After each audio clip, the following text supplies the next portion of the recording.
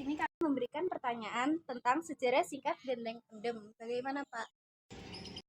Sejarah singkat itu sebenarnya panjang jadinya. Kalau singkat nanti malah tidak selesai. Oh, nggih. Jadi awalnya pada pada abad 19 itu tepatnya pada tahun 1838 sampai 1845 itu Benteng Pendem ini dibangun. Setelah perang Diponegoro atau perang Jawa. Perang Diponegoro pada tahun 1826 sampai 1830. Nah, setelah itu perang Jawa dilanjutkan oleh murid-muridnya, termasuk yang di Ngawi ini dilanjutkan oleh Kiai Muhammad Nur Salim. Itu salah satu murid dari Pangeran Diponegoro. Melanjutkan perjuangan di Ngawi dan sekitarnya melawan Belanda. Nah, ketika benteng ini sudah ada, perlawanan itu dilaksanakan oleh pribumi. Kemudian Pak Kiai Muhammad Nur Salim memimpin perlawanan di daerah Ngawi dan beliau ditangkap oleh Belanda.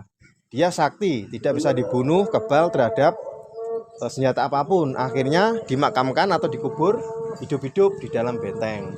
Tadi lihat makamnya nggak di dalam? Lihat. Nah, lihat ini ya. Fungsi dari benteng itu, jadi ketika Belanda membuat benteng, bangun benteng itu yang pertama untuk pertahanan. Dari siapa? Dari serangan pribumi itu. Kemudian yang kedua untuk kontrol tanam paksa. Jadi pribumi ditangkap oleh Belanda, ini ditangkap kemudian dipekerjakan secara paksa atau tanam paksa itu tadi menanam tebu.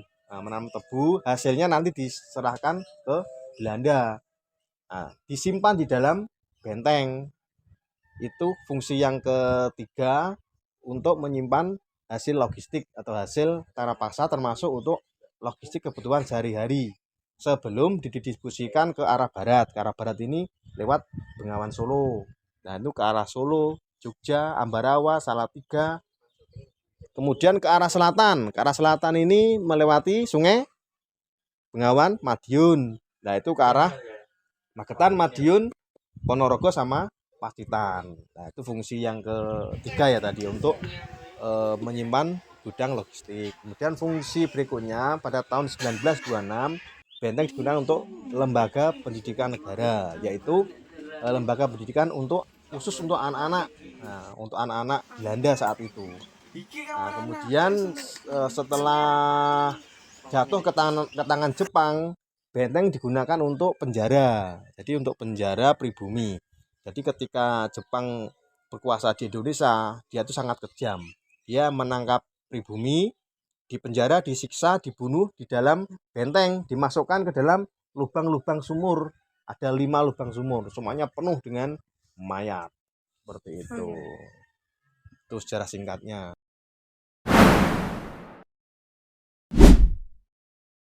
Adakah cerita yang menarik yang pernah terjadi di Benteng Pendem? Cerita menarik ini cerita yang mistis apa cerita yang bagaimana ya? Cerita mistis boleh, Mistis Pak. ya. Iya. Jadi cerita menarik ini sebenarnya tinggal orangnya. Kalau orang yang tahu ibaratnya punya indera keenam atau ibaratnya dia punya kelebihan tentang itu banyak sekali cerita. Jadi di dalam benteng ketika ada yang masuk itu, kalau ceritanya ini ya, kalau saya tidak paham seperti itu banyak yang menangis, banyak yang seperti kesakitan, tersiksa, itu banyak sekali cerita seperti itu bagi orang yang tahu tentang itu. Nah, kalau cerita yang lainnya, dulu juga pernah untuk syuting Dunia Lain. Waktu itu kalau nggak salah Tukul atau apa ya, Dunia Lain itu sampai dihentikan karena apa? Pawangnya itu mendapat bisikan bahwa ini tidak bisa dilanjutkan.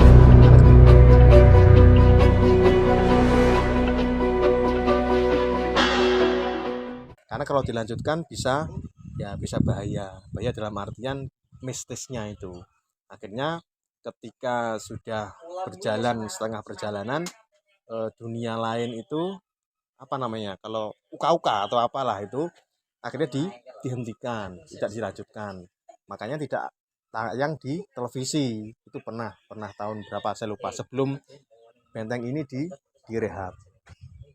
Terus banyak pejabat juga yang berkunjung ke sini, termasuk Presiden Jokowi juga pernah berkunjung pada tahun 2019, termasuk waktu itu memerintahkan untuk melaksanakan pemugaran atau renovasi itu. Terus cita-cita yang lainnya ya sebenarnya banyak ya. Dari pengunjung-pengunjung, dari pengunjung kita ada ini, terutama sebelum direnovasi. Termasuk ini yang diwanti-wanti ini ya, ini cerita juga ini. Pernah ada anak SMA itu pacaran di dalam. Nah, bener ini. Makanya kalian ini anak SMA ini nggak boleh ya ibaratnya berpacaran di tempat yang apa namanya? Yang pokoknya tempat-tempat yang ya mistis lah. Jadi sore itu masuk berdua. Jadi sebelum direhab ya masih banyak pohon-pohon, semak-semak, itu kan pacaran di situ.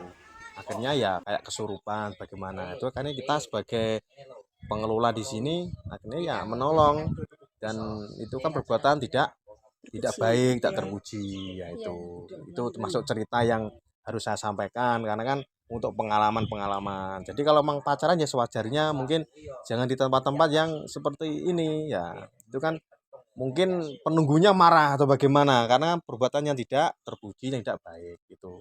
Itu salah satu cerita yang mungkin untuk anak-anak sekolah ya diperhatikan.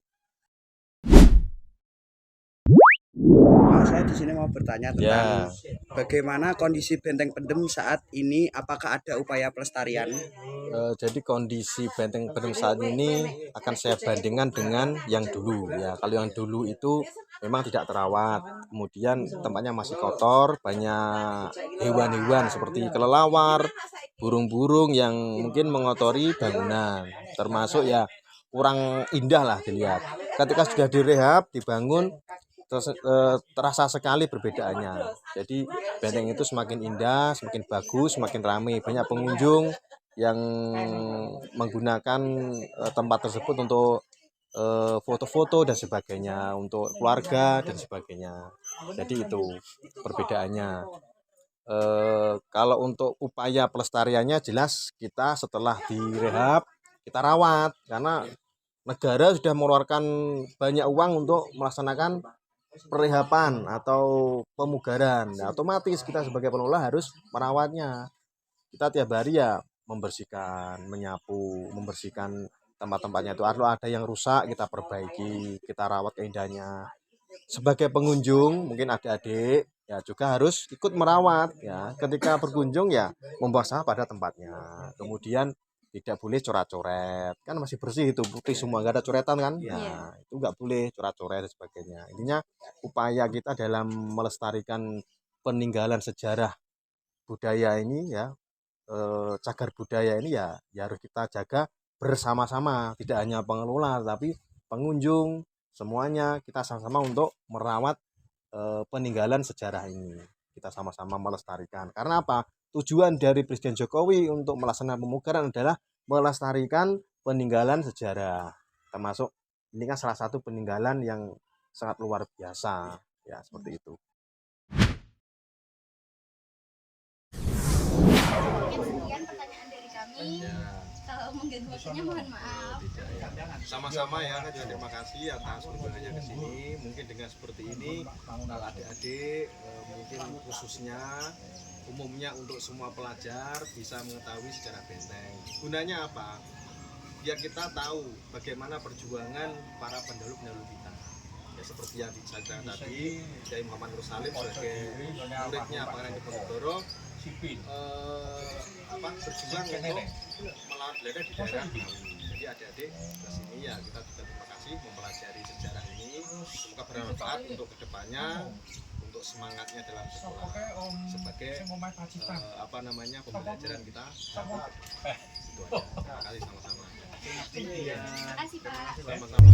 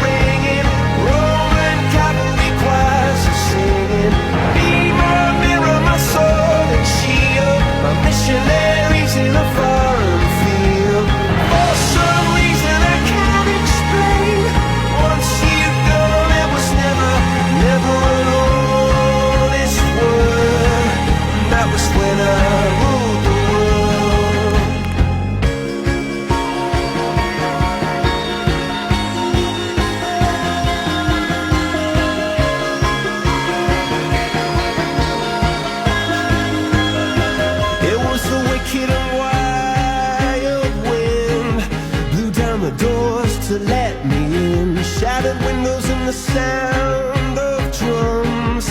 People couldn't believe what I'd become. Rebel